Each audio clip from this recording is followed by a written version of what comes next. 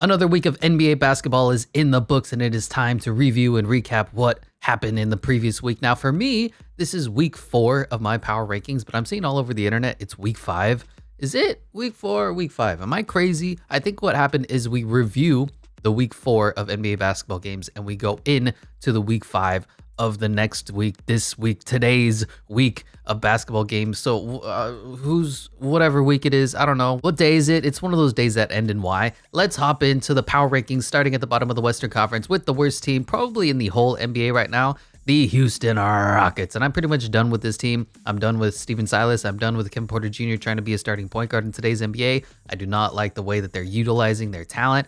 Right now, their best players are Kevin Porter Jr. and Alperen Şengün, and that's fine if you want to be a mediocre to really bad basketball team, and that's what they are. Steven Silas has zero offensive creativity whatsoever. He does not set up his young guys in positions to succeed, and I'm just overall disappointed with the way that the Houston Rockets are playing basketball. Talking about disappointments, up ahead of them is the Los Angeles Lakers trying to get that Victor Wembanyama pick, except for it's not for them, it's for the Pelicans, who are actually a decent basketball team, unlike LA, who's actually looked pretty revitalized with Russell Westbrook at the controls. LeBron James went out with injury, and the team plays a lot better than they have in a long time with Russell Westbrook. Now, they're still losing, but they're actually close. They're actually competitive in the fourth quarter when they were with LeBron James, and they were losing by 30 points by 6 minutes left in the fourth, and Darvin Ham is putting in the reserves.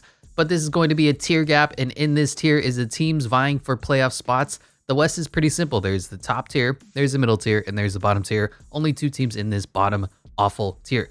Jumping up to the 13th spot is the Oklahoma City Thunder. Now, I can't justify putting them ahead of any other team, but I can justify with their current record of 6-7, 2-2 in the last week, that they are a competitive, decent basketball team. They're still trying to figure out ways to win, how to get Josh Giddey and Shai Gilgeous-Alexander on the court at the same time and actually producing basketball, but they are no longer in this we're tanking for Victor Wembanyama sweepstakes, which is a little disappointing because you kind of want them to tank, but they've been having a very good start to this season, 6-7, being a 500 team, which is a first for the OKC Thunder ever since they got rid of Russell Westbrook. Just ahead of them at the 12th spot is the Minnesota Timberwolves, and yeesh, this team is a disaster. They're in close games. They're competitive. They almost completely blew a lead. They had like 16-point lead with 5 minutes left to the Cleveland Cavaliers. Barely eked out a victory there, but they are just playing really bad basketball. I don't know what happened between this year and last year, but Chris Finch is no longer a good head coach, which is bizarre. He had this team rolling. He had this team playing defense. And then for whatever reason, the Rudy Gobert trade has destroyed the chemistry that's going on in this team. They're playing awful defense. They're playing awful offense. They're just jacking up shots. And because they're so talented, they can still win basketball games that way. But I do not want to see Anthony Edwards and Karl Towns ISO step back 3-point shots every single possession with 19 seconds left on the shot clock. Spurs going to go up a spot up to the 11th seed this season. And even though they lose and even though they have zero talent on this team whatsoever, Greg Popovich has these guys flying. Keldon Johnson has been absolutely balling out. Trey Jones has been a stud point guard for them, and they just play tough every single possession. They make you earn your wins. They make you earn every single game, every single minute, every single possession. And while there's no championship aspirations for this team right now, they're a fun team to watch. Any Spurs game is going to come down to the wire, come down to the fourth quarter, be a really close game. And while the Spurs don't have the talent to take it home more often than not, it's going to be a good, enjoyable basketball game. 10 seed is going to be the LA Clippers, continuing to fall. I moved them down dramatically last week. I'm moving them down again. They went 2-1. They've been okay. They're about a 500, maybe a slightly above 500 team without Kawhi Leonard. And it doesn't look like they're going to have Kawhi for the long-term future or the short-term future or really ever. Kings are going to take a significant step up. They've jumped out of the tier of we're tanking, we're awful basketball teams. Finally started to get some wins, went 3-1 in the past week, and it's justified. They've been playing good basketball. They play tough. And De'Aaron Fox has been a stud in the fourth quarter. This dude has learned how to shoot the three. He's taken step back, falling away, clutch jump shots. I've been nothing but impressed with De'Aaron Fox. The rest of the team is still coming along slowly. Keegan Murray's been okay here and there. Harrison Barnes is Harrison Barnes. Domantas Sabonis will have a really good game, and then he'll look like an awful basketball player. But the Kings overall playing good basketball right now. Happy to have them at the 9 seed, and they're continuing to jump up. But right now, they are not ahead of the Utah Jazz, who are in a similar boat as the San Antonio Spurs. They play basketball tough. They make you earn every game. They make you earn any possession, except they do have a little bit of talent on the team. Jordan Clarkson has been balling the hell out. Malik Beasley has been making shots. Kelly Olynyk has been making shots. Lauri Markkanen is looking like an all-NBA player right now. The Jazz, I just can't explain it, continue to win games and to continue to dominate good teams. I had them as the worst team roster-wise, talent-wise in the entire league. And yet here they are, 5 games above 500, sitting 10-5. I still cannot justify putting them ahead of teams that have superstars on their team, that have guys who have won championships, but the Jazz are still continuing to impress this season. 7 seed is going to be the Pelicans. They're starting to get their guys healthy. Brandon Ingram is back. Zion Williamson is back. It's been a couple games and they haven't injured themselves again. The chemistry is still kind of working itself out. They have this weird mix and match of blue collar guys like Jose Alvarado, Larry Nance are going to be dogs and they're going to fight you every possession. And then they have their superstars, Brandon Ingram, Zion, who are going to give you 50, 40 points a night, but they're not going to try that hard on defense. Zion is an awful defender. Brandon Ingram, it's just not his focus. CJ McCollum, he's too undersized. So they have this weird chemistry that they're going to have to figure out, but they're playing pretty decent basketball, went 2-2 in the last week. And then we have the tier gap. No longer it's the tier of, oh, the Warriors are the best team and then everybody else. It's the tier of who wants to be the best team in the Western Conference right now, because it's all over the place. There is no clear front runner out in the West. I have the Warriors falling down 3 more spots. I say if they continue to struggle, then we're going to continue to drop them down spots. They did go 2-1 in the past week, lost to the Kings, of course, but it's been not impressive. The Warriors kind of look like any other team. Steph Curry has been unreal.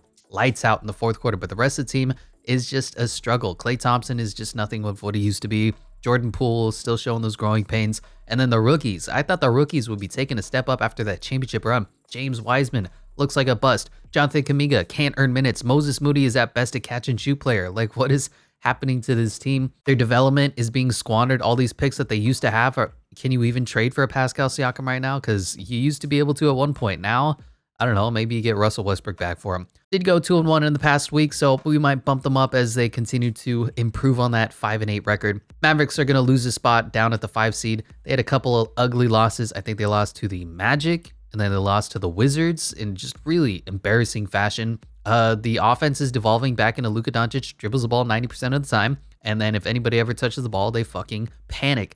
And it's frustrating basketball to watch. That said, there is talent. There is potential on this team. Obviously, Luka's great. Spencer Dinwiddie is a playmaker. Christian Wood can get you a bucket. You just got to give him the opportunity. And I'm still waiting to see what this Mavericks team is going to continue to develop into. 2-2 on the week. Nuggets are going to jump up a spot. They've just been impressive. They've been winning. It's not, oh my God, they're blowing out other teams. It's not, oh my God, Jamal Murray looks like an all-NBA player. Nikola Jokic looks like an MVP. Michael Porter Jr. looks like an all-NBA player. Aaron Gordon plays basketball. You know, they've just been steady. They're the tortoise to the hare. Slow and steady wins the race, and they've just been winning games 9-4 at this point. You look at the West, and you're like, oh my God, the Nuggets are the 2 seed right now. Like, what is happening? All in all, though, they're still trying to figure out their chemistry. I just don't see that performance that Joel Embiid goes off for 59 points. I don't see something similar to the Nuggets. I see them still struggling to figure out, where do you go? Where do you press? Where do I press? When do I shoot? When do I pass? Kind of figuring out stuff, and Bones Highland has been a little bit erratic as well to start the season. Just something to bring up. Grizzlies gonna fall down a spot here at the 3 seed. They're just struggling with injuries. John Morant, I think, sat the last game. Dylan Brooks did come back from injury, but he just doesn't look anything like he did, I guess, 2 years ago, I would say, is when he was at his best, at his peak. And right now he's just kind of pressing a little bit, not as good of a defender, not as good of a shooter. They're playing a lot of rookies right now. David Roddy, Santi Aldama, Kennedy Chandler, Jake LaRavia. A lot of these young guys who aren't all that talented are getting significant minutes on the team. So they're still a very good team, obviously, when John Morant and Desmond Bane are back healthy. And of course, waiting for Jaren Jackson Jr., so I'm not going to knock them at all. They have a good record. They're 9-5, 2-2 on the week. They've just been kind of holding steady, waiting for everybody to come back so they can round into midseason form. Blazers, I'm finally buying in. I'm finally believing. Jeremy Grant has been beasting and feasting this season. Damian Lillard is back to being Dame time. Anthony Simons has been a stud. The role players, Josh Hart has been great. Yusuf Nurkic has been out, but he was pretty dominant in one of those games, I think, last week. All in all, the Blazers, top to bottom, are starting to look like a pretty good basketball team. Now, are they going to be a championship caliber team? I still don't know yet. Still waiting to see what Shaedon Sharpe is. He's just a really raw player at this point. Got a lot of athleticism. Keon Johnson, Greg Brown. Got some good, reliable power forwards there. Trendon Watford, Jabari Walker. Just an interesting team starting to round together. I don't know how good they really are, though, so I'm hesitant to put them up at the #1 spot in the Western Conference, which is where the Suns are going to sit. They're going to remain here, even though they went 2-2, had some really ugly losses. but Cliff Paul is out with an injury. I know, surprise. I was moderately impressed with the start. They went 7-2, and then they went 2-2 this week. So we'll see how they continue to play without their starting point guard. He should be coming back. If not this Monday's game, then he'll be coming back within the week. So I expect the Suns to pick up where they left off. Devin Booker has been cooking. Mikal Bridges has been unreal this season. Losing Cam Johnson was a big struggle. And of course, Jay Crowder not being around. DeAndre Ayton refusing to develop has been a bit of an issue for this Suns team. But right now, they are the best team in the West. Question mark. I just need more. I need more film. I need more game tape to really see who is going to set themselves apart from this field, this batch of teams that are just kind of all vying for that top-ish seeding in the Western Conference. Moving to the East, and we're going to start at the bottom with the Charlotte Hornets. And they played really well to start the season, and then this is what the team is looking like. LaMelo Ball finally came back. He's a little bit rusty, and like I said before, we're already, 1/8, 1/7 of the way through the season. I'm just going to say, you know what? We got screwed by the gods. I'm going to take for Victor Wembanyama. I'm going to get Gordon Hayward's contract off the books. I'm going to sit LaMelo. I'm going to sit Terry. I'm just going to say, you know what? You guys go home, go enjoy this full season off, and we'll be back with Victor Wembanyama next year because the Hornets, top to bottom roster-wise, are not a good team. Pistons falling down a spot here, 3-11, went 1-3 in the week, and they're just not a good team right now. Cade Cunningham, I think, has been out. Jaden Ivey, he is really, really raw, which is a nice way of saying that he sucks. He's got the athletic talent. I think he has the gift of playing basketball. I think he needs a few years to develop because he has the physical talents. He has a great shot. I love his energy. I love the intangibles. He just needs to put it together in the court right now. The game is just moving too fast for him. Magic going to jump up a spot. Been winning a couple games without Paolo Banchero, which is a testament to how interesting this roster is when you got no point guard, and he is still figuring it out with Franz Wagner and Jalen Suggs and Wendell Carter Jr. and Mo Bamba and Bol Bol. You just got a weird team going on there. And look, credit to Jamal Mosley. This team is performing and outperforming some of their expectations. 4-9 is a pretty decent record, especially when you started 2-8, went 2-1 in the week. Got a tier gap, and the Wizards are going to fall down a spot even though they went 4-0 this week. It's because the Wizards are in their own tier of are they good? Aren't they good? What is their top end talent? What are they going to cap out at? Are they a first round exit or are they a second round exit? The Wizards are always just this question mark of a team. And I got teams with more talented top end talent passing them by. Moving on to the 11 seed with the Knicks, and they're actually going to fall 2 spots.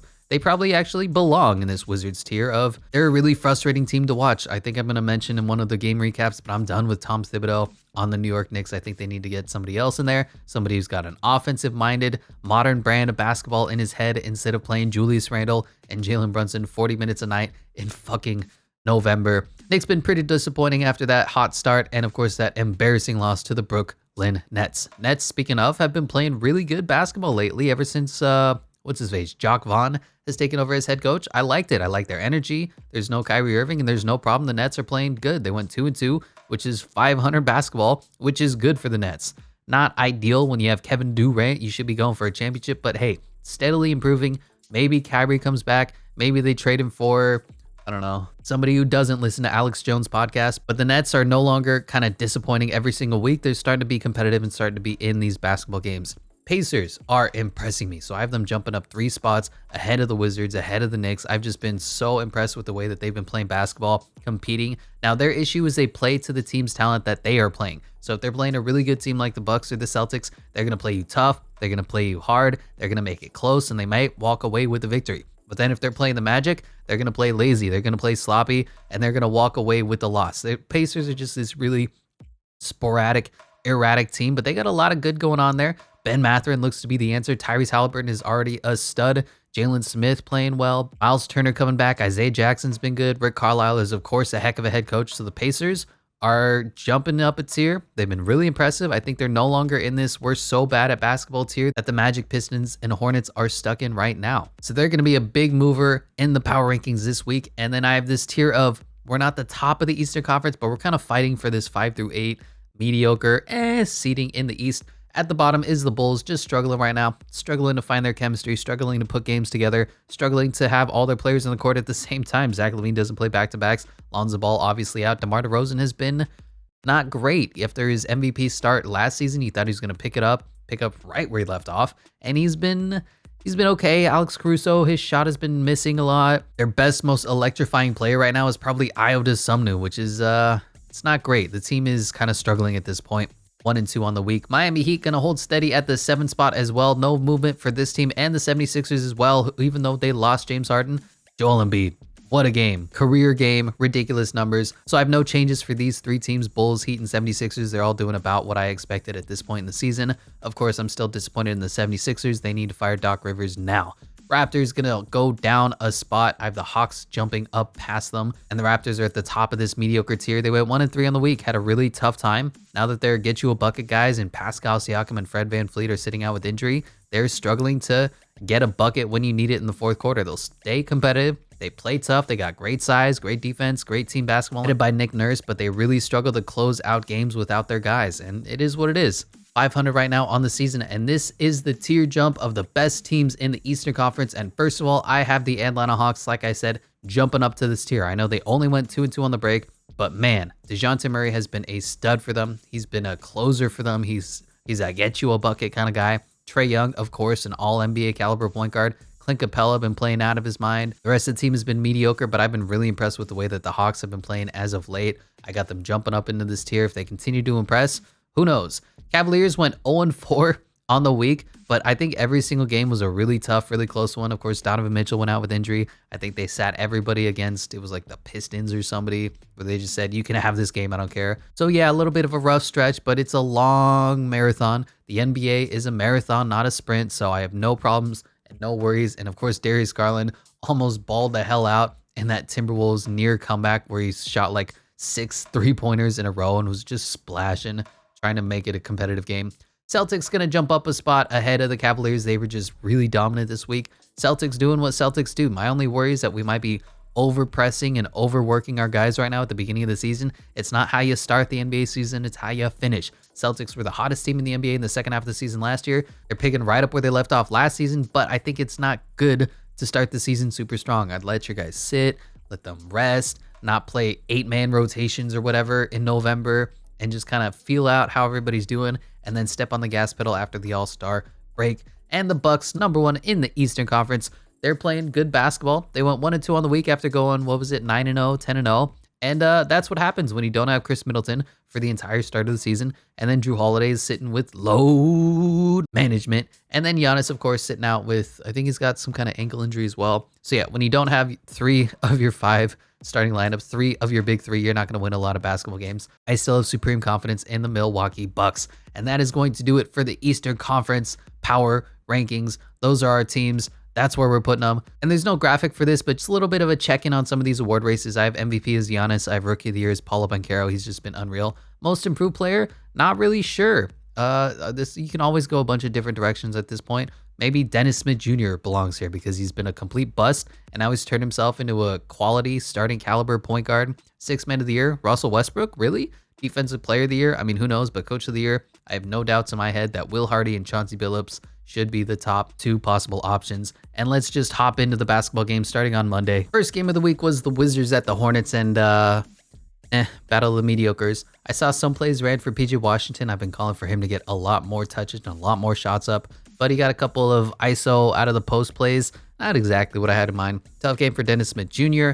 Good game for the Wizards, though. Jordan Goodwin has been coming out. He's been balling out. He's been playing really good basketball for the team and earning a lot of minutes, and it's justifiable as well. The Wizards completely dominated and elevated their game in the fourth quarter. They played defense, dissected the Hornets offense, and just got easy buckets. Also random, but James Bouknight looks a lot like a Jordan Poole clone. Someone similar in skill set, very bad shot selection, long skinny legs, and he twists and twirls all over the place trying to get past his man. Also the Hornets, they went 5 of 32 from deep.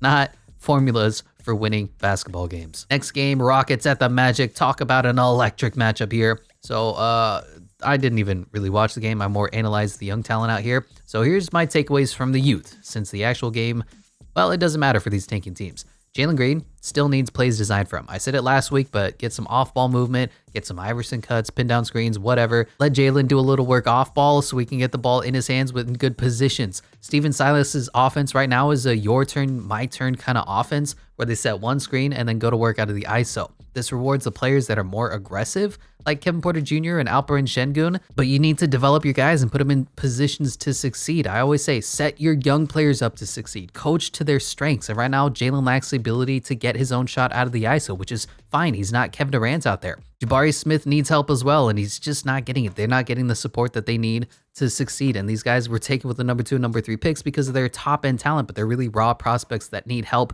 to come along for the road. Tari Eason looks really good in his role that he's playing for the team. Kevin Porter Jr., though, he's debatably redundant on the team, and I think I'm done with him. I want him to run with the 2s. I want him to not step on Jalen Green's toes as much. Get a real, actual point guard on the team who's going to set their players up, but not take ISO step back 3s every other possession and ball hog. Alperen Şengün is good. Paulo Banchero was good. He's a steady, reliable 20 and 6 every game. He had 30 this game. Jalen Suggs was Franz was his usual self. So for everyone paying attention here, Jalen Green was good, not great. Kevin Porter Jr. was Jabari Smith was bad, and Alperen Şengün was good enough. For the Magic, Paulo was great, Franz was good, and Jalen Suggs was Thunder versus the Pistons, and another really ugly matchup on this Monday. Oklahoma City still cannot shoot a 3 unless their name is Mike Muscala or Shai Gilgeous-Alexander. Just look at this. 1 of 4 for Jeremiah Robinson Earl, 0 for J-Dub, Lou Dort 1 of 6. Shai didn't take one, and Josh Giddey went 0 for 1. Darius Baisley 1 for 2. Usman Jang 0 for 4. Kenrich Williams 1 for 3, and then Mike Muscala 3-7. Trey Mann actually went 3-6. I didn't even notice that. So instead of talking about the game, let's just do a rookie franchise cornerstone breakdown. Jalen Duren is back. Jalen Duren is healthy, and Jalen Duren is monstrous. I don't know if he's getting the minutes because Nerlens Noel got hurt or he earned it, but this man is going to be a starter soon. Sadiq played well. Cade looks good, and I'll say it again, but Cade Cunningham is a big human being. Josh Giddey still looking rusty out there, and I recognize his strength. I recognize how well he played as a rookie last season, but this is the year that we should really be seeing improvement, and I'm not seeing it from him yet. He's limited physically already. He still can't shoot. This is kind of why I wasn't aboard the Josh Giddey hype train, despite how good of a rookie campaign he had. And Lou Dort got benched. He's been shooting awful. I think he's the worst 3-point shooter for the whole league. He's been abysmal from deep. So Jalen Duren, really good. Cade Cunningham, good. Jaden Ivey, he's really struggling to find his ways to impact the game. Just moving too fast for him right now. He goes out of control way too often. And Sadiq Bey was good. For the Thunder, Shai Gilgeous-Alexander, obviously good. Josh Giddey, not great. Usman Jang's been pretty bad. And J-Dub, he was really bad this game. He finished with a -22 and the plus-minus. He tries hard, but he's just not that dude, at least not yet. Pelicans at the Indiana Pacers, and I said this before, but the Pacers play up or down to whomever they face. Championship contender, they're going to ball out. They're going to come for your throats. Bottom feeder, they'll break your losing streak for you. Pacers played great this game. They did just enough to hold the lead throughout, and the Pelicans were really fighting to make this a game. I'm not sure why Willie Green didn't try to run a different defense or insert Jonas Valanciunas, but Miles Turner was cooking the switch defense to close this game out in the fourth. Other than that, not much to say. Phoenix Suns versus the Philadelphia 76ers, and is Georges Niang better for the Sixers than Tobias Harris is? I know defense, blah, blah, blah, but man, Tobias Harris has been bad this season. What does his box score look like? What is his stat line this season? He's averaging 34 minutes a game and giving you 14 points. That's so bad. Anyway, Tyrese had another really inefficient, trying way too hard game. Joel Embiid is putting up numbers, but he's still giving you half effort. Of course, that changes in the latest game that he played. I think stamina might be his problem right now. I think he might be out of shape, might be struggling to get his wind. For the Suns, as soon as CP3 went out with injury, they kind of got screwed, and they had issues, and a lot of those big little moves that the front office did or didn't make are starting to rear their ugly head. Cam Johnson, finally, he's starting after Jay Crowder's been taking that spot forever. They offended Jay Crowder, and then Cam Johnson goes out with injury. So now instead of having 2 forwards, you have 0 forwards. CP3 gone. Wow, you could really use an Aaron Holiday right now to back up campaign. Too bad they let him go to the Hawks at this point. It just not great moves in hindsight for the Phoenix Suns. Bucks at the Hawks. There's a lot to talk about for this early November game. So first things first, the Hawk-Buck games are always a joy to watch. Just the way that these two teams are constructed so differently. Their superstars are so tremendously different. But for the Bucks, they got their first loss of the season in this one. It is what it is. For a team still missing their 1 or 1A in Chris Middleton, just being in this position is impressive enough. Due to the way the NBA salary cap is and being based in Milwaukee, you got to rely on guys like Javon Carter and Wes Matthews way too much. And even when one of their big 3 is out, it's an issue, not to say 2, or later on in this week, 3 of their big 3 is out. They still need a backup point guard. That said, they didn't even need it when they won the championship. So how big of a need is that really for the Hawks? Great win. I know Trae Young is a top 5 point guard in the league. I know statistically he's like a top 2 point guard. I'm just saying though, from what I'm seeing in the tape, when DeJounte Murray is running the point guard and facilitating, this team looks better. Its offenses has the ball flying around instead of 35-foot ISO threes or single pick and rolls and lob, floater, or kick to the open man that Trae Young runs. I know Trae will pick and roll you to death, but man, this team looks a lot better with DeJounte Murray at the controls. Moving on to the Blazers and the Heat. This was honestly an epic game to watch. Somehow the Blazers came up clutch. Again, this time Josh Hart was the hero for Portland, but Battle of the Dame versus Jimmy coming down the stretch was so much fun. Obviously, no Tyler Hero, so no step back three for the Heat, no missed traveling three for the Heat, and no controversy. Finally, Kyle Lowry was really trying this game, and that's nice to see. I know Heat fans are frustrated since he was supposed to be the final piece of their puzzle, the savior that puts them over the top for $30 million a year, and damn, getting paid like that, he should be, but he's not. He's a 36-year-old, undersized point guard. He'll give you probably one good game out of every 7. But man, he was good this game. And when he's good, he takes so much slack off of Bam and Jimmy. And they almost have a big 3, big 4 thing going on here when they're healthy. He can actually shoot. If Kyle Lowry was prime Raptors Kyle, this Heat team would be scary. Raptors at the Bulls. Good bounce back game for the Bulls. I'm not sure if I said it or not, but these doubleheader matchups are really fun. It's like 2 games in 3 days against the same team. And it's kind of playoffy. Gives you that intensity that you don't normally see in regular season games for the NBA. Zach LaVine is good. He's looking better each game that he plays. And the Raptors just aren't going to win if they don't have 8 guys in double figures. That's the way it is for the Raptors roster, and doubly so when Fred VanVleet and Pascal Siakam both go out with injuries. Celtics at the Grizzlies. Grizzlies come up short, but they're dealing with the injury bug right now. Zaire still hasn't come back. Steven Adams is out. Jaren Jackson Jr. is still out. Dylan Brooks hasn't gotten back into his normal form yet. He had fouling issues this game. Second night of a back-to-back. If you lose a competitive, close game, this is the one versus a healthy defending Eastern Conference champion, one of the better teams in the NBA Celtics squad. Jason Tatum, he was cooking this game. Oh my God. Knicks at the Timberwolves, and I don't know what Coach Thibodeau said to his guys, but the Knicks balled out this season. Obi Toppin looks really good this year, and even though he's out, the Rudy Gobert trade still could be to blame for this loss. They sapped the Wolves of a lot of their depth, so even indirectly, I'm saying Rudy Gobert is at fault. That said, the Wolves are playing a really bad brand of basketball right now. They got high turnovers. They got low effort. There's something off with this team, with Chris Finch, with overall chemistry. They're missing their dogs like what Patrick Beverley brought them last season. And that's the problem with the teams like the Wolves. When your superstars aren't, that dude, that intense fuck you mentality, they just kind of passively play basketball, let the game come to them and jack up shots. You need a Marcus Smart. You need a Draymond Green to play on the team and just get these guys going every night, because you know damn well that Anthony Edwards and Karl Towns aren't going to try that hard defensively. Wolves fans were booing the effort in this one, and it was for good reason.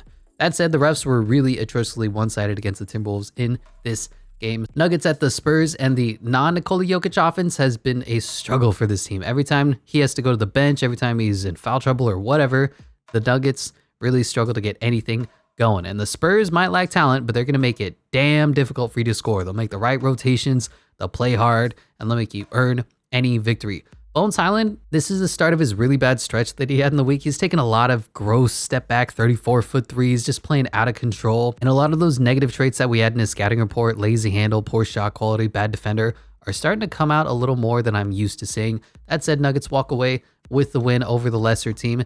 Nets at the Mavericks, and this one hurt. On the one hand, you're competing versus the MVP on their home court, missing 2 of your big 3, and it came down to 3 Kevin Durant free throws away from overtime. On the other hand, KD seems to be routinely on this side of the loss column. He's a pinky toe away from moving on to the next round in the playoffs. He's made 61 free throws in a row, and then he misses when he needs to make 3 in a row to tie the game to force overtime. It's just, you're up 3-1 against the Golden State Warriors, and then you lose 3 in a row with Russell Westbrook as your second. I'm just saying, Kevin Durant seems to be on the losing side of this a lot. As for the actual game, the Nets are looking good with their new head coach. They got no BS Ben Simmons. They got no BS Adolph Irving. They got just Kevin Durant and a whole bunch of role players, and they're playing good basketball. The Mavs are worrying me. They're devolving into Luka ball again. And look, it's working right now. They have a good record, and he's so good you can sustain it for a whole season, but it caps out how good your team is going to be. Spencer Dinwiddie this game had 2 points. Christian Wood this game had 6 points. That's just not going to get you anywhere in the playoffs. Kings at the Warriors, and Steph is just incredible. He was making shots like crazy. I just love what Steph has done, the confidence that he's playing with these days. It's sad, though, seeing his running mate Klay Thompson, this version of him. I just remembered how much of a monster he used to be when he was healthy, when he was one of the best two-way players in the NBA. And these days, he's just kind of, it's almost ugly to watch. Kings, they got fucked by the refs. Again, it's what happens. But a lot of people are complaining about the final foul or non-foul for Kevin Huerter, and this is what refs are taught to do. They're going to make sure that the big market teams win, obviously, but they're going to try not to affect the end of games. That means not call a travel. That means not call a foul if there's 5, 4, 3, 2, 1 left on the clock. They're going to swallow their whistle because it's worse to let this shot go than blow the wrong call and force free throws to decide who's going to win the game. That's just bad basketball. That's bad business. So the way to avoid this is to not put yourself in these types of situations. I don't care how. And don't have Domantas Sabonis on your team. His post moves are a 1980s throwback, and he throws just as many elbows and offensive fouls as he receives out there in the post. Lakers at the Jazz. I don't have a lot to say on this one. Lakers suck, Jazz don't, and that's how the year is going. The Lakers are now giving up with 7 minutes left in the fourth quarter, and it's really sad to watch. Cleveland Cavaliers at the Los Angeles Clippers. First things first, there's no Kawhi Leonard. I know. The Clippers played their brand of classic, relentless, never quit basketball that got them to the Western Conference Finals 2 years ago without Kawhi. They're going to play slow. They're going to play steady. They're going to play good team defense, and they're going to make you compete for 48 minutes. All credit directed at head coach Ty Lue, keeping this sinking ship together with spit and gum. For the refs, they do not like the Cavaliers, and more specifically, they did not like Karis LeVert this game. I'm not really sure what they had it out for. Maybe somebody placed a bet. But the Cavs did not help themselves by taking really low quality shots and not even thinking about taking a shot that's not inside the 3-point line. That said, the refs screwed this game, screwed the fourth quarter, and that's really emblematic of how awful this season's refereeing has been. There were no games on Tuesday because everybody was out voting, right? Did all 350, however many million Americans vote? They sure hope so. So moving on to the Wednesday games. First one was Mavericks at the Magic, and this was a really ugly game for the Mavericks. And look, their roster is kind of like how the LeBron James Cavs and Heat teams are, where the entire roster can play decent defense, they can shoot the three, but don't you dare ask them to have the ball in their hands. So whenever Luka isn't playing like an MVP, Christian Wood is out, and Dinwiddie, even if he has a good game, you're not going to win this game because the rest of the roster is going to give you next to nothing. Look at this box score. 29 for Spencer Dinwiddie, 24 for Luka, and then the rest 8, 0, 2, 8, 5, 5, 6. They ran a 9-man rotation and still lost embarrassingly. For the Magic, I don't have a lot to say for them. They didn't play all that impressive. They just walked away with the victory over the team that really played awful basketball. Blazers at the Hornets. I'm not sure how good the Blazers are just yet at this point in the season, but they have a lot of fun players. Trent Wofford, Shaedon Sharpe, Keon Johnson, just to name a few. Good win over the lowly Hornets. As for the Hornets, I like Terry Rozier. He's good for a smooth 15 points a night. He's great if he's like your 4th or 5th option on your team. But if he's your number 1, like he is right now with LaMelo Ball out, with all the injuries, with all the criminal charges, you got problems. And for the presently constructed Charlotte Hornets, if he's not lights out scoring 30, 40 a night, you're going to lose embarrassingly. Nuggets at the Pacers, and this one turned into a playoff game in the fourth quarter. The Nuggets refused to lose. Joker turned it on, and the Pacers were relentless. I don't know if they have a championship in their future with this roster, but man, the Pacers are going to be good and fun to watch. Isaiah Jackson, he can certainly fly. Ben Mathurin is a problem already, and the Pacers barely missed forcing overtime. And I also love that another one of my guys out of the draft, Andrew Nembhard, is getting legitimate minutes. I'm not sure I like the 3-guard lineup they got going of Tyrese Halliburton, Buddy Hield, and Andrew Nembhard all at once. I'm more happy to run a Hallie, Heald, Mathurin, Sticks, Turner lineup instead, and then off the bench be TJ Nembhard, Brissett, Nesmith, Isaiah Jackson. Personally, that's just me. I'm not going to tell Rick Carlisle how to coach. Lastly, the refs fucked this one too. They screwed over the Pacers, a theme of this year's games, referees doing terrible things at the end of basketball games. Next game is the Jazz at the Hawks. Under normal circumstances, the Jazz should be a 400 team. All right, just right now, they play harder than any team they go up against, similar to how the San Antonio Spurs are doing right now. And in today's entitled NBA, where they pick and choose when they want to play, what games they want to play, when during the game they want to play, a team full of guys who got chips on their shoulders is outperforming the more talented teams. And that's what happened this game. Is it going to last? Probably not, but I'll be damned if I'm not enjoying the Utah Jazz ride. And now the Jazz aren't completely talent deprived. They got Lauri Markkanen, and he's playing at an all NBA level right now. Mike Conley has been playing like Memphis Mike. Jordan Clarkson is the number 1 on the team. Malik Beasley's been hitting his shots. Colin Sexton is a bucket, no matter how short he is. And look, they play that Al Pacino speech from Any Given Sunday every game day. They fight for every possession. They fight for every rebound. They fight for every inch. and they're just fun to watch. Walk away with the victory. Pistons at the Celtics, and we'll call this one bad versus good. Killian, though, was actually really good this game, and I'm also glad that Sam Hauser got a chance to show how good he is at shooting the three-pointer, and he's excelling in that role this year. He was one of my guys in Virginia as an instant three-point specialist, and he just could not buy minutes last year. Dude is a bucket, and he's not awful defensively. He's probably comparable to Duncan Robinson.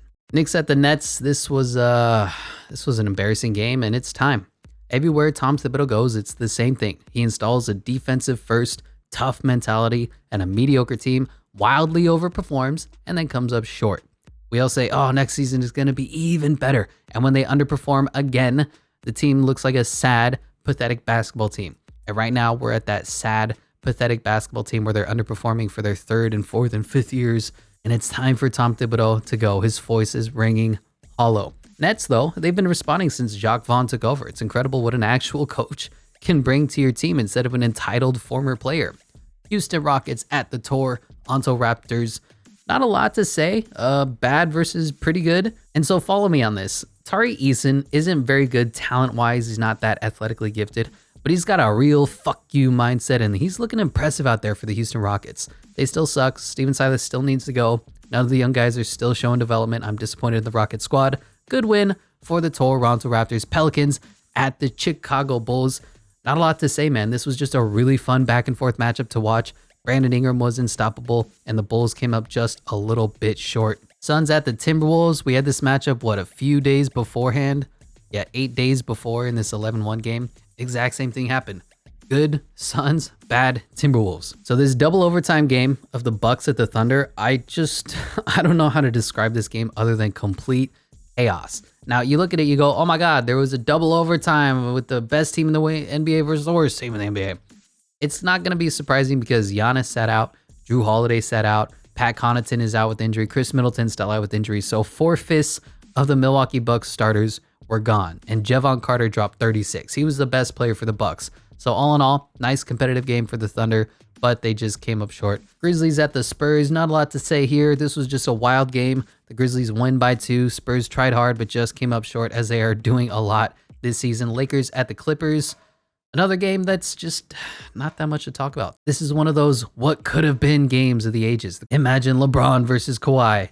Too bad we're never going to get that again. The Clippers, though, it's so funny. The two different types of franchises. The Clippers are a mediocre team who are reviving players' careers, while the Lakers are a bad team ending players' careers. Seriously, this game was a mess. So let's run through this theory here. So right now, the Lakers have ended LeBron's career, Anthony Davis's career, Russell Westbrook's career, Kendrick Nunn's career, Dwight Howard's career, Dennis Schroeder's career, Patrick Beverley's career, Trevor Ariza's career, Carmelo Anthony's career, Rajon Rondo's career.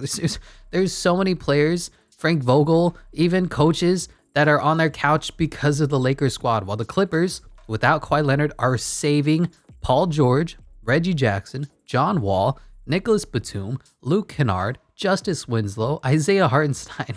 I'm just saying the two different types of things that these franchises are doing are stark and vast. Last game of the night was Cavs at the Kings. Good win for the Kings. A lot of people who don't watch basketball are going to be surprised by the defeat, but the Kings are a pretty good basketball team. It was a road game for the Cavs, and it is what it is. The Cavs lost. They came up short. Now, my problem with Kings fans is that they're really fucking annoying to listen to, and their announcers exist only to exacerbate complaining about the referees. Everybody right now in the NBA is getting screwed by bad referee calls, and the foul baiting that Sabonis does not help your cause. The Kings flop and flail for every single foul. They exacerbate any and all contacts. So when you don't get a whistle, it's because all night you've been throwing your hands up saying, "Where's the foul, ref? Come on." Obviously, the biggest at fault here is Domantas Sabonis with his ridiculousness. Anyway, that was the final game of Wednesday. Moving on to the Thursday night games. Only 4 games on the schedule because of the NBA's weird scheduling around the voting no games on Tuesday.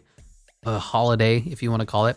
Mavericks at the Wizards. The Mavs are really struggling, and this game they couldn't stop the Wizards at all on defense. And look, this was a classic game by the Mavericks that I just hate watching. Christian Wood was hurt. Spencer Dinwiddie did a little bit when Luka was off the court. Other than that, nobody else touches the basketball. Everybody's afraid to play basketball. And then all the players look bad on paper, and you go, oh my God, they need to get Luka Doncic help. The roster, as far as they constructed it, isn't all that awful. The offensive system doesn't let anybody touch the ball, so they get out of rhythm. They never get a feel for the game. They never dribble the ball, and when they do, they turn it over, and then Luka says, no, I'm never going to let you dribble the ball again. I need to dribble the ball 99% of the time. So I can't keep talking about the same issues with the Mavericks every single game. For the Wizards, good game for them. Kyle Kuzma absolutely cooked. 36 points on 26 shots.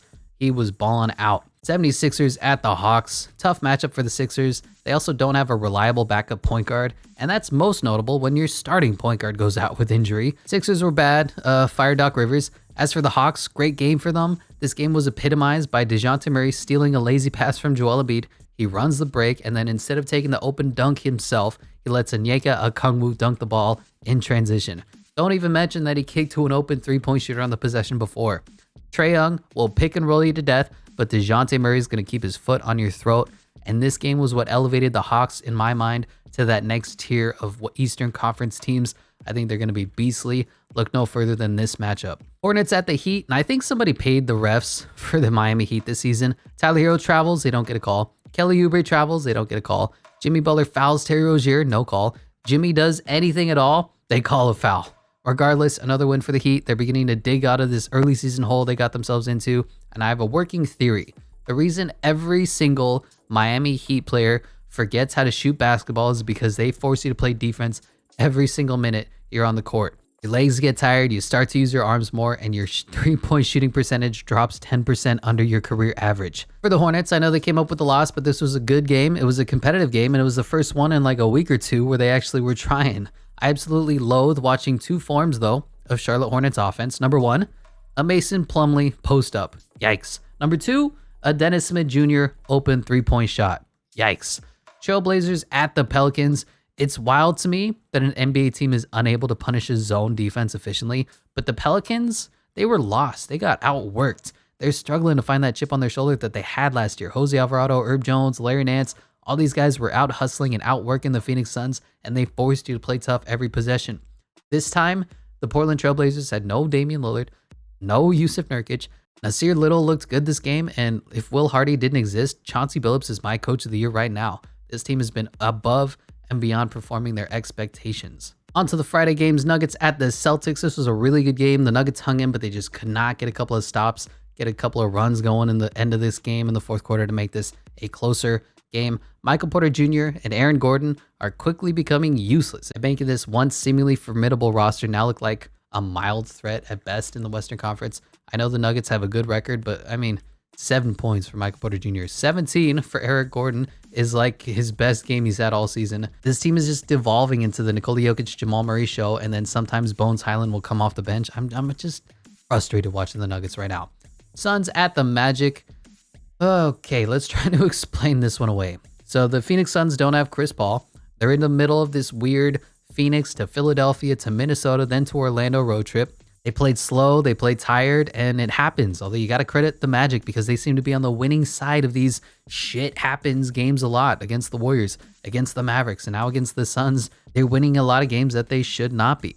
Pistons at the Knicks. The Knicks really tried to lose this game, and then Jalen Brunson said no mas. There was no Cade Cunningham. The rookie struggled, and Isaiah Livers was hot from three. Other than that, though, not a remarkable game. Raptors at the Thunder. Not much to say. The Thunder obliterated the Raptors at home. This was ugly. Look at these numbers. 41 points, 36 points. It was like a 30-point game in the third quarter. Just a big yikes. Great game from the Oklahoma City Thunder. Bucks at the Spurs. And look, the Spurs are playing good this season. They're going to make you earn your wins. So if you sit your big three, you're probably not going to win, especially when you're the Milwaukee Bucks, whose next best player is, I don't know, Brook Lopez, Bobby Portis. Just not a lot of talent on this side of the ball after Giannis, Drew, and Chris. Timberwolves at the Grizzlies, and man, I thought that after last year's, epic playoff matchup, I thought this was going to be like a budding rivalry, the young up-and-coming superstars, and it's definitely something lesser than. For the Grizzlies, they're just waiting to get healthy, waiting to get back into the rhythm, and for the Timberwolves, man, they're just off to a terrible start this season. So not much to say. Good game Grizzlies, bad game Timberwolves. Again, Cavaliers at the Warriors, and the refs really screwed this game. They were screwing the Warriors for the most part, and then they miss a blatant illegal screen with like a minute left by Klay Thompson, and they just destroyed any and all flow to this game. I think there was a whistle at the very least every other possession. And I don't know who the hell Anthony Lamb is, but he's earning more minutes than Jonathan Kuminga and playing pretty okay basketball for the Warriors as well. I'm just a little confused on what the Warriors are trying to do here. Do you want to develop your guys? Do you want to keep them? Do you want to trade them away for more talent? What is the Warriors' end goal here? Because not playing James Wiseman, not playing Moses Moody, not playing Jonathan Kuminga is really hurting your depth. First of all, that's 3 guys who are not going to get any minutes on your team. It's hurting their development. You're really just in this weird limbo right now that you kind of created for yourself. Last game of the night was Kings at the Lakers, and both teams are in disarray. The Kings are an impending playoff team trying to get good, and the Lakers are an imploding time bomb trying to figure out what to do with their damn lives. That said, without LeBron James this game, the Lakers looked, dare I say, good, competitive, with Russell Westbrook at the controls, no longer an aging LeBron. There is chaos, there is energy, and there's hope, man. This Lakers squad was playing good basketball. Austin Reeves was playing hard. Just De'Aaron Fox was monstrous this game. Put the Lakers out of their misery late. On to the Saturday matchup. Nets at the Clippers. Imagine this epic Kawhi versus KD matchup.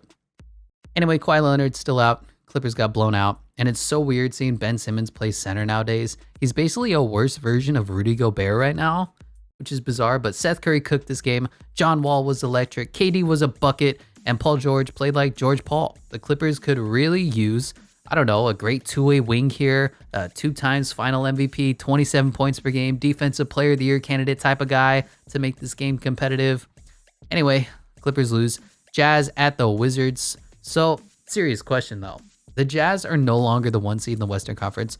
Who are they actually going to try to keep on this team, and who do they trade away for capital? Like, Mike Conley's got to go, right? Because of his age. He's like 40 million years old. Kelly Olynyk, I mean, he's got another year on his deal, so I don't hate keeping him, but that's a lot of minutes and shots. He's going to take away from your other bigs. Lauri Markkanen and Colin Sexton, I'm definitely keeping. Jordan Clarkson, I'm totally good keeping him. He's got that Utah Jazz career resurgence. He's like chaotic good for the team. Malik Beasley, I don't know. He's streaky. Right now, he's streaky good, but he could be streaky bad immediately, right around the corner. Do you want to trade him for a first-round pick? Who are we actually keeping on this Utah Jazz team? As for the Wizards, great game for them. Kristaps Porzingis was unstoppable. Kuzma was good, but he tried a little too hard, made a couple mistakes, but the Jazz come up a little bit short. Celtics at the Pistons. And I feel like this is one of those, how many times do I have to teach you, old man? Games. I don't know why the Celtics are running playoff rotations in November, but this was one of those rest your starter games, not play Jason Tatum 41 minutes a night. But hey, JT cooked. The Pistons kind of hung around, stayed within 10 points the whole game, just made it a little uncomfortable. And hey, Killian Hayes played another good basketball game. Don't look now, but the bust is playing good. He's starting to play with confidence. Raptors at the Pacers, and the Raptors are missing their get you a bucket guys in Pascal and Fred, so they're going to struggle in the fourth quarter, and that's what happened here when they needed a bucket. And the Pacers, I'm calling it now, they're officially out of the tank. This is the game that put them into that next tier of teams. I'm worried that they're going to be a first-round exit like they've always been stuck in with mediocrity with their teams, but their young guys are developing well. They traded for a stud in Tyrese Halliburton. Ben Mathurin looks to be the answer, and Rick Carlisle is a heck of a coach, so I like this team. I think they might be going places. Hawks at the 76ers, and the Hawks made a game out of this late, but it was mostly a strong performance from Philadelphia. Joel Embiid had a great stat line. He's about 60 to 70% of the Joel Embiid I expected. He just looks tired. He just looks gassed, and I think it's his stamina because the next game, we'll get to that. Hornets at the Heat. This one was pretty dominant, wire to wire. LaMelo Ball finally came back. He just needs to shake the rust off. The Heat were rolling. The Heat were knocking down every single three they took. It felt like 16 of 41, and they just went on a huge third quarter run. You see here 45 points, took a 20-point lead there in the third quarter right out of halftime. Trailblazers at the Mavericks, and talk about a great game by two borderline teams here. I think the Mavs hit like 5 threes in a row with 4 minutes left, and that'll do it for you in a close game, man. For Jeremy Grant, though, and the Blazers, he's starting to have one of those seasons where things just seem to go right, and Jeremy Grant has been relentlessly good this season. So I'm putting the Blazers in that next tier, even though they walk away with the loss in this game. I think the Blazers are legit. I think they're actually a real competitive basketball team when Damian Lillard is healthy. Houston Rockets at the Pelicans, and the blue-collar guys for the Pelicans came out, and they just completely energized this team. Jose Alvarado played lockdown defense, got like 2 or 3 steals in a row. Larry Nance Jr. got like 3 offensive rebounds, and they just completely elevated the team in the fourth quarter. For the Rockets, I have the same complaints same concerns as I do every single game about them. Steven Silas needs to go. Jabari Smith needs to be put in positions to succeed. Kevin Porter Jr. needs to stop dribbling the ball so much. And Jalen Green needs better plays called for him. Moving on to the Sunday games. Thunder at the Knicks. And look, the Thunder have been part of some blowouts lately. They've been outclassing Eastern Conference teams in the Raptors and the Knicks. J-Dub has been cooking lately. Josh Giddey looks good out there. There's some concern, about the on-court effectiveness between SGA and Josh Giddey being out the court at the same time. And they're both ball-dominant guards. They got to figure that out. But man, those Thunder just look so dominant. For the Knicks, their offense was good, and they just could not get a defensive stop. That's how you let up 145 points in a game while scoring 135 yourself. Good to see Jericho Sims, though, got some minutes, and he's hustling out there. He was one of my guys in 2 drafts ago. Timberwolves at the Cavaliers. For the Cavaliers, this was a tough one. It was a complete blowout, and then Darius Garland cooked. He hit like 6 threes in a row. No Donovan Mitchell, no problem, and they came up just a bit short. Now, I don't know what JB Bickerstaff had in his head, but I'm benching Robin Lopez. He's a liability on the defensive end. He doesn't offer you much offensively, and while they were going on this run, they still couldn't get enough stops to make this a competitive game, and they still had Robin Lopez out there getting cooked by Karl Towns. I don't know why Evan Mobley got benched in the 4th quarter of this game. But regardless, an almost monumental collapse by the Wolves. They squeak out a victory, trying to snatch defeat from the jaws of victory. Grizzlies at the Wizards. And this was just an off night for the Wizards. They sat everybody good. It is what it is. Wizards played a good brand of basketball, team basketball. Jazz at the Philadelphia 76ers. Man, Joel Embiid had one of those nights. 59 points, 11 rebounds, 8 assists, 7 blocks, 20-24 from the free throw line. Playing defense, beasting out of the post. Woof! And this wasn't that Devin Booker got you 70 points, but they were blown out game. This was one possession all the way down to the end of the game. They needed every single point, every single block from Joel Embiid, and this was a career game. Nuggets at the Bulls. The Bulls got completely outclassed this game. Not much to say. Embarrassing game for Chicago. Warriors at the Kings, and Steph has been amazing in the 4th quarters this season, but he's the only guy on the Warriors. De'Aaron Fox also equally as incredible, equally as clutch this game. Domantas Sabonis beasted on the boards, and look, the Warriors probably should have won this game, but anybody not named Steph Curry just couldn't make a shot in the 4th. They got a wide open 3 for Anthony Lamb for whatever reason he was in. He missed. Andrew Wiggins got 2 wide open 3s. He missed them both. Klay Thompson got a wide open 3. He missed. So anybody not named Steph just did not perform for the Golden State Warriors this game when they needed it most. Good game for the Kings. Good win, and they're starting to show that they're a legit basketball team this year. Final game of the week. Final game of the night. Nets at the Lakers. Battle of the... I don't even know what they are at this point. But hey, this was a good win for the Los Angeles Lakers. I really like... You're going to have to follow me on this. I like the Russell Westbrook to Wenyen Gabriel connection. I know, but I'm seeing some classic Russ with him playing the center. Now that Braun is out, he's playing with confidence. He's playing with complete reckless abandonment. He's playing classic MVP Russell Westbrook basketball. And look, man, this team of a not LeBron Lakers squad might be decent. Their pace is up. They're flying around. They're playing defense. They're playing good basketball without LeBron James on the court. And they beat the streaky Nets. And that is going to do it for the week of basketball games. Let me know what your thoughts are, what you agree with, what you disagree with, and I'll catch you in the next one.